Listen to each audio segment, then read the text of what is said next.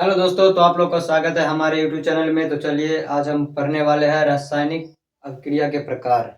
कल हम बता दिए थे रासायनिक अभिक्रिया और रासायनिक समीकरण बता दिए थे। तो रासायनिक अभिक्रिया भी हो गया था और रासायनिक अभिक्रिया का प्रकार जो बताए थे, जो 5 प्रकार का होता है, वो भी बता दिए थे। तो आज हम वही 5 प्रकार पढ़ने वाले हैं, रासायनिक अभिक्रिया के प्रकार। तो पहला रासायनिक अभिक्रिया का प्रकार है संयोजन अभिक्रिया। तो संयोजन अभिक्रिया पढ़ लेते हैं। तो संयोजन अभिक्रिया पढ़ने से पहले एक बात ध्यान में रखिएगा, जब संयोजन अभिक्रिया आखिर होता क्या है। जब दो या दो से अधिक पदार्थ आपस में मिलकर एक ही मतलब मान लीजिए दो गो पदार्थ है। अब दो पदार्थ को क्या करेगा, अपने से रिएक्शन कर लेगा। अब मुझे मान लीजिए इसको रिएक्शन कराएंगे तो कोई एक ही पदार्थ बनेगा, उसे क्या कहेंगे, संयोजन अभिक्रिया कहेंगे। तो आ रही है बात में समझ में। तो चलिए संयोजन अभिक्रिया देख लेते हैं। जब दो या दो से अधिक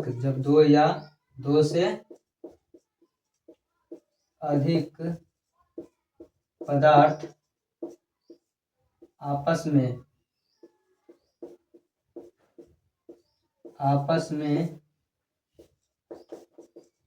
मिलकर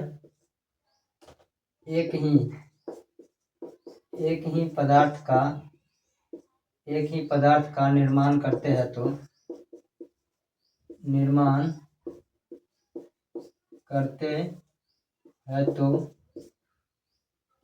वह संयोजन अभिक्रिया कहलाता है। संयोजन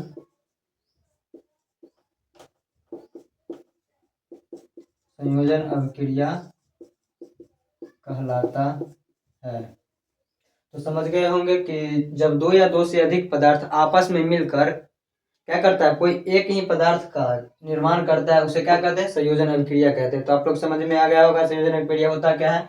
जैसे उदाहरण में देख लीजिए, एग्जाम्पल में देख लीजिए जो होता क्या है। मान लीजिए कोई प्रोडक्ट ए है, मान लीजिए क्या है, कोई पदार्थ ए है और प्लस क्या है, कोई पदार्थ बी है। इसको मिलाएंगे तो कोई एक ही पदार्थ बनाएगा। जैसे मैं ए बी बना लिया, कोई ए पदार्थ और बी पदार्थ मिलकर क्या बना गया, ए बी पदार्थ बना गया। तो आप लोग समझ में आ गया होगा कि जो संयोजन अभिक्रिया होता क्या है। तो संयोजन अभिक्रिया का उदाहरण देख लेते हैं तो ये समझते हैं। जैसे मान लीजिए सी ए ले लिए, कैल्शियम प्लस H2O रख लिए, यानी कि क्या किए, कैल्शियम को H2O के साथ अभिक्रिया करा दिए तो क्या हो गया, Ca इंटू ओ एच के होल ट्वाइस हो जाएगा। क्या हो जाएगा, ओ एच के होल ट्वाइस। ये क्या हो गया, एग्जाम्पल समझ गए होंगे। और एक एग्जाम्पल और समझ लेते हैं। जैसे मान लीजिए कार्बन हो गया और कार्बन के साथ ऑक्सीजन के साथ क्रिया करा दिए तो क्या हो गया, तो CO2 बन गया, यानी कि गैस बन गया ये कार्बन डाइऑक्साइड। तो आप लोग समझ में आ गया होगा, जब दो या दो से अधिक पदार्थ आपस में मिलकर ही एक यौगिक का निर्माण करते हैं उसे क्या कहते हैं, तो उसे संयोजन अभिक्रिया कहते हैं। तो आप लोगों को समझ में आ गया होगा कि संयोजन अभिक्रिया होता क्या है। तो चलिए अब दूसरा टॉपिक पढ़ते हैं, वियोजन अभिक्रिया होता क्या। चलिए अब चलते हैं वियोजन अभिक्रिया को। वियोजन अभिक्रिया आखिर होता क्या है। तो सबसे पहले समझेंगे वियोजन अभिक्रिया होता क्या है। तो मान लीजिए जब एक यौगिक, ये यौगिक कहिए उसे पदार्थ कहिए, तो जब एक पदार्थ टूटकर दो या दो से अधिक पदार्थ बनाते हैं या दो पदार्थ अलग हो जाते हैं, उसे क्या कहते हैं, उसे वियोजन अभिक्रिया कहते हैं। तो समझ में आ गया होगा। जब मान लीजिए कोई प्रोडक्ट ए है, ए बी है, मान लीजिए कोई यौगिक है, ये यौगिक कोई यौगिक है। अब ये यौगिक टूट जाएगा ए प्लस बी में, ये टूट गया, एक यौगिक ये हो गया, एक यौगिक ये हो गया, यानी कि दो यौगिक बना लिया, या दो से अधिक भी बना सकता है, उसे क्या कहते हैं, वियोजन अभिक्रिया कहते हैं। यानी कि खंडित होना ही क्या कहलाता है, वियोजन अभिक्रिया कहलाता है। तो आप लोगों को समझ में आ गया कि वियोजन अभिक्रिया के होता क्या है। तो चलिए वियोजन अभिक्रिया की ओर चलते हैं। ये वियोजन अभिक्रिया होता क्या है। जब यौगिक, देखिए एक यौगिक टूटकर जब एक यौगिक टूटकर दो या दो से अधिक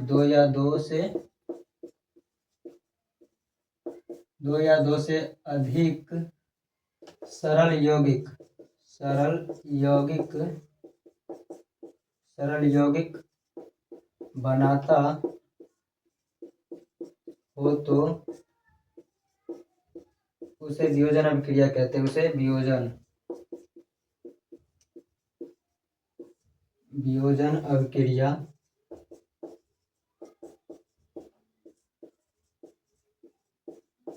कहते हैं। तो आप लोग समझ गए होंगे कि वियोजन अभिक्रिया होता क्या है। तो जब जब एक यौगिक टूटकर दो या दो से अधिक यौगिक का निर्माण करते हैं तो उसे क्या कहते हैं, वियोजन अभिक्रिया कहते हैं। जैसे मैं एग्जांपल में उदाहरण में देखिए, जैसे मान लीजिए कोई ए है बी है, ये यौगिक है, ये यौगिक टूट कर क्या होगा, अलग अलग हो जाएगा, ए अलग बनाएगा बी अलग बनाएगा, इसे हम क्या कहेंगे, तो इसे ही वियोजन अभिक्रिया कहेंगे। जैसे हम एग्जांपल में ले लेते हैं CaCO3 मान लीजिए, यानी कि कैल्शियम कार्बाइड को हम तोड़ेंगे। अब कैल्शियम कार्बाइड को गर्म करने पर क्या होता है, CaO कैल्शियम ऑक्साइड बाहर निकल जाता है, और फिर एक और बच जाता है CO2 कार्बन डाइऑक्साइड, यानी कि गैस बन के निकल जाता है। इसे क्या कहते हैं, वियोजन अभिक्रिया कहते हैं। जैसे मैं मान लीजिए कार्बन क्या है, कैल्शियम कार्बाइड है, ये कैल्शियम कार्बाइड है, तो कैल्शियम कार्बाइड को जब हम गर्म करते हैं, जब गर्म करते हैं तो क्या होता है, कैल्शियम ऑक्साइड में टूट जाता है और कार्बन डाइऑक्साइड में टूट जाता है। तो इसे हम क्या, इसे कैल्शियम कार्बाइड कहते हैं, लिख लीजिएगा, कैल्शियम कैल्शियम कार्बाइड। ये हो गया कैल्शियम कार्बाइड और ये हो गया कैल्शियम ऑक्साइड।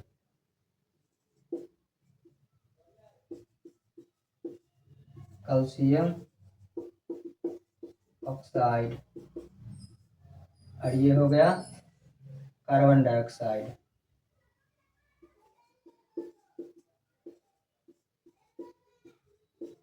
Carbon dioxide.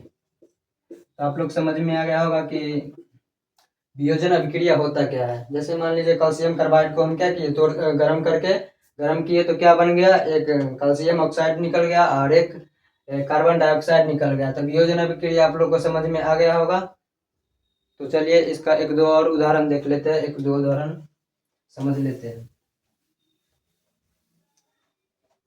जैसे मान लीजिए मरकरी ऑक्साइड ले लेते हैं, HgO को तोड़ेंगे तो क्या होगा, मरकरी ऑक्साइड को मान लीजिए तोड़ रहे हैं, MgO मरकरी ऑक्साइड को हम तोड़ रहे हैं, तो मरकरी ऑक्साइड क्या होगा, मरकरी बाहर निकल जाएगा, यानी कि Hg, जिसे पारा भी कहते हैं, ठीक ना।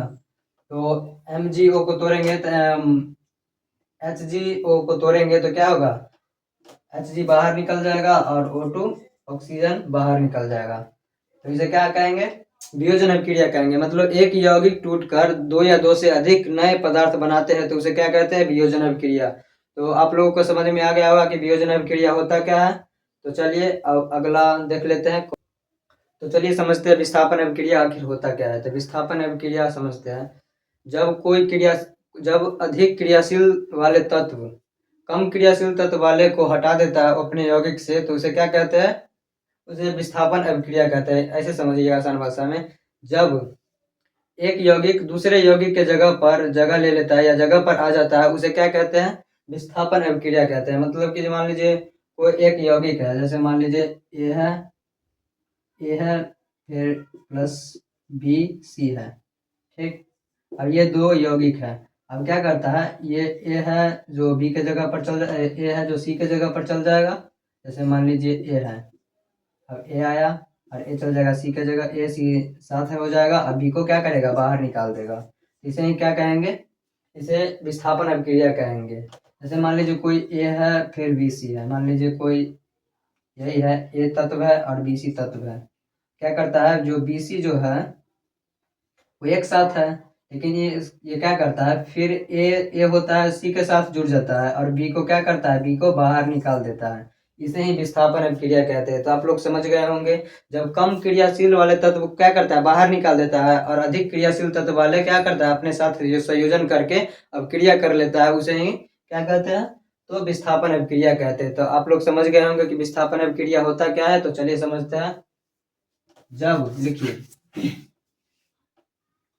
जब अधिक क्रियाशील वाले तत्व कम क्रियाशील वाले, लिखिए, जब अधिक क्रियाशील वाले तत्व कम क्रियाशील, लिखिए कम क्रियाशील अविक्रियाशील वाले तत्व को अपने यौगिक से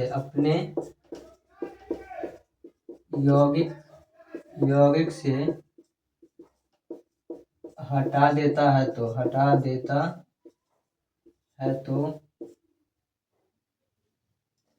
तो वैसे अभिक्रिया